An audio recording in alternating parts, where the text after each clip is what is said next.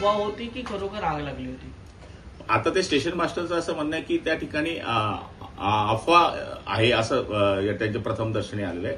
त्यामुळे chain pulling झाली. Chain pulling झाल्यामुळे ती गाडी एकदम चालण्यास स्पीडमध्ये जर थांबली तर चिंग्या खाली उडतात हे आपण सगळ्यांना माहिती आहे. त्यामुळे पुन्हा त्याच्यावर शिक्कामोर्तब झालं की खरंच आग लागली आहे. म्हणजे नाही, पण आग लागली होती की फक्त त्या चिंगाऱ्या होत्या, नेमकी काय?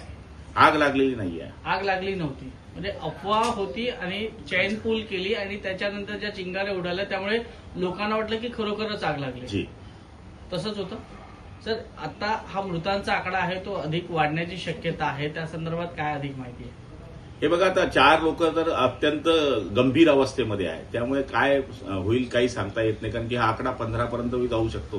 कारण की 4 एकदम सिरियस आहे असं कलेक्टरांचं म्हणणं आहे आणि 7 जे आहेत त्यांना कमी जखमा आहेत, ते सुरक्षित आहे. जे मृत्यू झालेले आहेत यांचा काही ओळख पटलेली आहे का? कुठले आहेत, काय त्या सगळ्या संदर्भातली काही माहिती समोर आली आहे का? तर प्राथमिकता अजून तशी काही माहिती नाही आलेली, पण त्यात पहिली गोष्ट होती की त्यांना तिथून उचलणे, त्यांना हॉस्पिटलमध्ये नेणे, जे जखमी आहे त्यांना पोहोचवणे. म्हणजे काही वेळ तर कलेक्टरने आमचं सुद्धा बोलणं कमी होत होतं. याचं कारण त्यांना मी पहिले सांगितलं की माझ्याशी बोलण्याच्या ऐवजी पहिले तुम्ही तिथं करा, नंतर माहिती येत असेल ती येईल. पण कोणी जर आपल्या लवकर पोहोचल्याने, लवकर मदत केल्याने वाचत असेल तर ते सगळ्यात महत्वाचं आहे, ते मस्ट आहे. तर त्या पद्धतीने आपण आपल्यापर्यंत जे करता येईल ते केलेलं आहे.